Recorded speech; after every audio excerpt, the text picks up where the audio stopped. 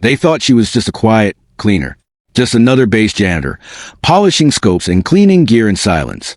Until one day, a grizzled Delta Force operator, hardened by 19 combat deployments, froze mid-sentence. His eyes locked onto something that sent shivers down his spine. Her name, etched not once, but on every single rifle. The entire base had no idea who she really was. Until the truth came out, and everything changed at Fort Helix, one of the most secure and elite U.S. military installations on the eastern seaboard. Nothing ever went unnoticed. Every footstep echoed with purpose, and every soldier walking those halls earned their place with sweat, sacrifice, and sometimes blood.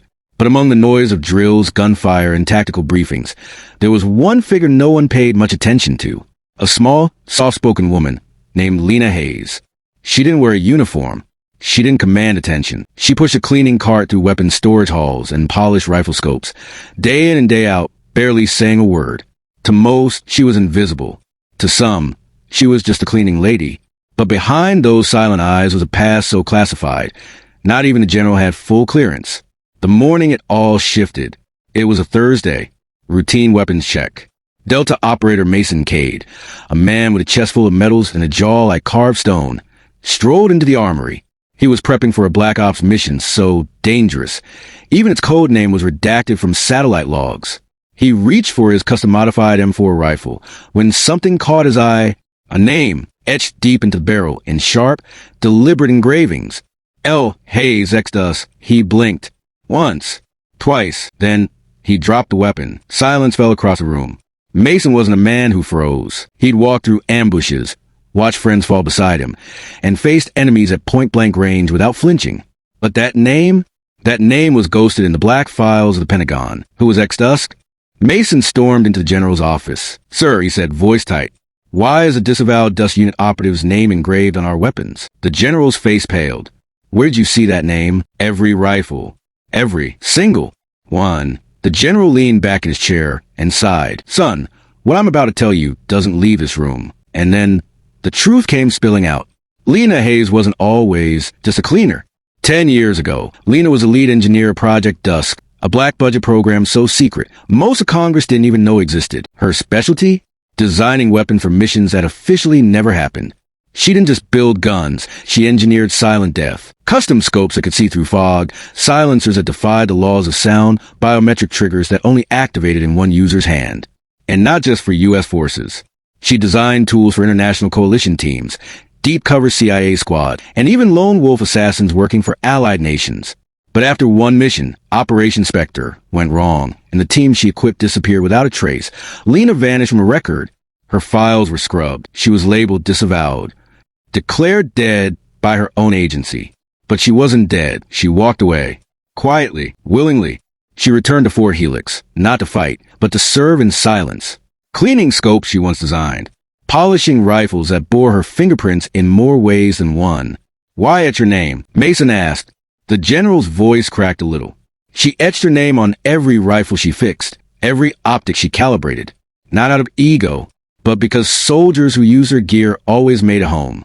It was her silent promise. Mason felt a chill. This woman, dismissed by everyone as a nobody, was a reason dozens, maybe hundreds, of elite warriors survived firefights and night raids. And no one knew that evening.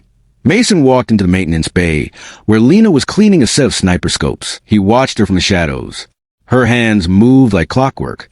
Precise, calm, deliberate, as if every lens was sacred. "You're the reason I'm alive," Mason finally said. Lena didn't look up, just smiled softly.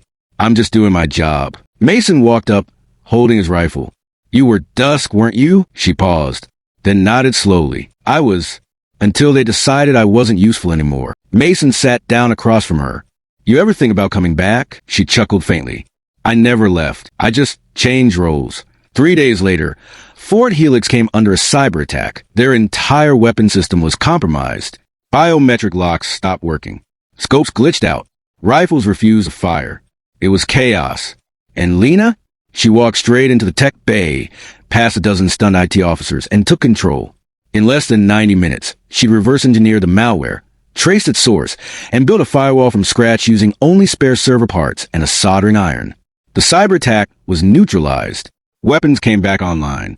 And every soldier on base looked at Lena with new eyes. She wasn't a ghost anymore.